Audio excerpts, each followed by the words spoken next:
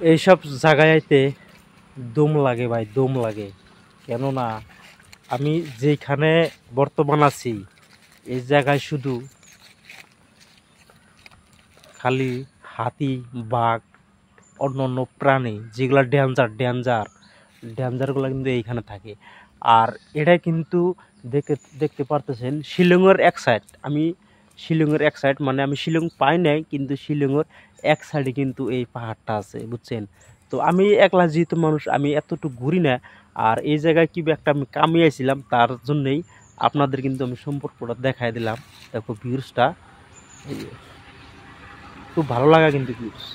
আর এইখানে যদি আসার ইচ্ছা হয় তাহলে খুব অতি শীঘ্রে এসে ভালো ভালো রিলস ভিডিও, ভালো ভালো ব্লগ ভিডিও বানিয়ে নিতে পারেন।